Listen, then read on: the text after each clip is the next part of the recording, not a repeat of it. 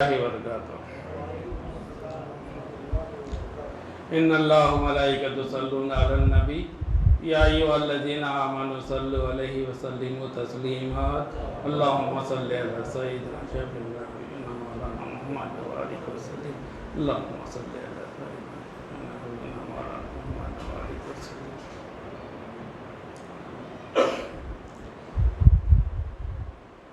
اللہ تعالیٰ کا بہت فضل و کرم ہے کہ اللہ تعالیٰ نے ہم کو ہر ہفتہ خانقاہ واحدیہ میں جمع کر کے اپنے ایمان کی تجدید کرنے کا ایک موقع عطا فرمایا ہے، اور اللہ تعالیٰ کا سب سے بڑا فضل و کرم یہ بھی ہے کہ اس نے ہم کو امت محمدیہ میں پیدا فرمایا۔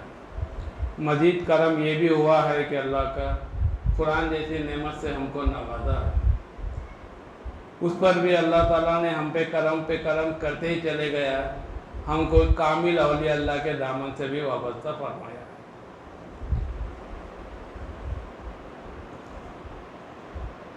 دوستو، اولیاء اللہ کا دامن دنیا اور آخرت کے لیے بہت ہی ضروری ہے،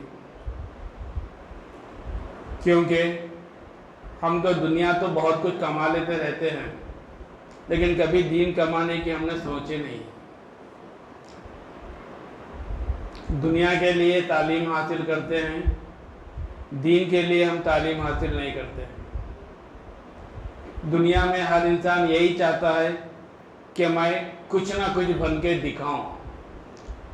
خیر بھائی، آپ لوگ جو بھی سوچتے ہیں وہ آپ کے حساب سے بالکل صحیح ہیں، لیکن تھوڑا سا خیال آپ آخرت کے لیے کر کے دیکھ لیجئے کہ میں آخرت میں بھی کچھ نہ کچھ بن کے اپنے بارگاہ الہی کے سامنے پیش ہو جاؤں۔ بارگاہ الہی کے سامنے پیش ہونے کے لیے حضرت قبلہ نے ہم کو بتا دیا ہے کہ ذریعہ اور راستہ ایک ہی ہے بارگاہ الہی میں پہنچنے کا اور بارگاہ الہی سے خوشنودی حاصل کرنے کا، وہ ہے کلمہ طیبہ۔ فَاعْلَمْ أَنَّهُ لَا إِلَٰهَ إِلَّا اللَّهُ، جانو کہ کلمہ طیبہ کیا ہے۔ حضرت قبلہ بارہ ہم کے سمجھاتے ہوئے آ رہے ہیں کہ کلمہ طیبہ کو صحیح ڈھنگ سے آپ لوگ جان لیجئے پہلے۔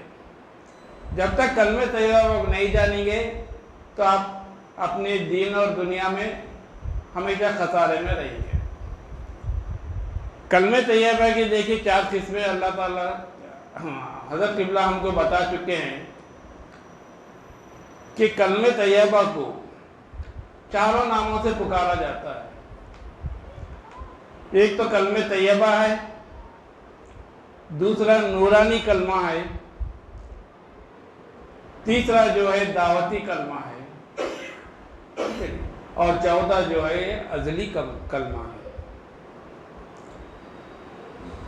کلمہ طیبہ جو پہلا ہے، طیب کے معنی پاک اور کلمے کے معنی ہے بات، یعنی پاک بات۔ اللہ تعالیٰ نے ہم کو پاک بات سے سمجھا دیا ہے، اسی کو کلمہ طیبہ کہتے ہیں۔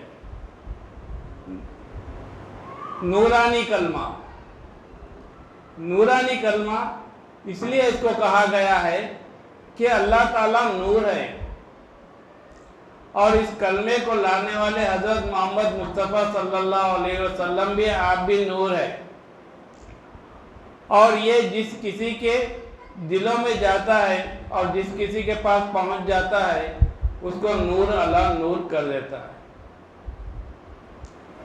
اس کو دعوتی کلمہ بھی کہا گیا ہے۔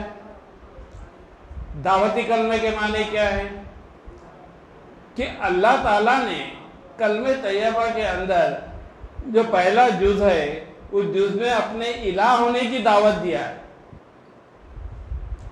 سمجھے نہیں؟ اور دوسرے جز کے اندر اپنے پیارے حبیب حضرت محمد مصطفیٰ صلی اللہ علیہ وسلم کو رسول ہونے کی دعوت دیا ہے، اس لیے اس کو دعوتی کلمہ بھی کہا جاتا ہے۔ اور رہا چوتھا ازلی کلمہ، یعنی یہ ازل کلمہ اس لیے کہا گیا ہے کہ اس کی ابتدا سوائے اللہ تعالیٰ کے اور کوئی نہیں جانتا، اور یہ ازل سے لے کے ابد تک رہیں گا، اور اس کی انتہا بھی سوائے اللہ تعالیٰ کے کوئی نہیں جانتا، اسی لیے اس کو ازلی کلمہ کہا گیا ہے۔ حضرت قبلہ کلمے کے قسمیں بتانے کے بعد بھی ہم کو کلموں کے درجات سے بھی ہم کو آگاہ کروا دیا ہے۔ یعنی کلمہ کے بھی 4 درجے ہیں۔ پہلا درجہ ہے کلمہ گو، یعنی زبان سے کلمے کا پڑھ لینا ہی آپ کلمہ گو بن جاتے ہیں۔ دوسرا درجہ آپ کو بتا دیا گیا ہے کہ کلمے داں۔ یہ کلمے داں کیا چیز ہے بھائی؟ کلمے داں کے بارے میں آپ کو جاننا ضروری ہے۔ جس طریقے سے آپ سائنسداں کو جانتے ہیں، یعنی سائنس کے ماہر، سائنس کو جاننے والا، جس کو ہم سائنسداں کہتے ہیں، اسی طریقے سے کلمے کو جاننے والا، کلمے کو ماننے والا، کلمے کو سمجھنے والا، اس کو ہم کلمے داں کہتے ہیں۔ تو اسی لیے آپ کو کلمے کو جاننا بھی چاہیے، کلمے کو ماننا بھی چاہیے، کلمے کے بارے میں سمجھنا بھی چاہیے، تو جبھی آپ کلمے داں بن جاتے ہیں۔ اس کے بعد اس کے جو تیسرے درجے ہم کو بتائے گیا ہے، تیسرا درجہ ہے کہ کلمہ بی۔ یہ کلمہ بھی کیا چیز ہے پھر آپ؟ یعنی کلمہ بھی کے معنی ہے کہ کلمے کو دیکھنا ہے۔ کلمے کو آپ نے پڑھ لیا ہے، کلمے کو آپ نے جان لیا ہے، کلمے کو آپ نے سمجھ لیا ہے، اس کے بعد بھی کلمے کو دیکھنا ہے۔ اسی لیے اس کا تیسرا درجہ کلمہ بھی بتایا گیا ہے۔ تو چوتھا درجہ ہے اس کا کلمہ شو۔ جب آپ کلمہ گو ہو گئے، کلمے کو پڑھ لیے، کلمے کو جان لیے، کلمے کو سمجھ لیے، کلمے کو دیکھ لیے، تو اب آپ کو تا حیات اپنی زندگی میں کلمے کے اندر ہی مصروف ہونا چاہیے،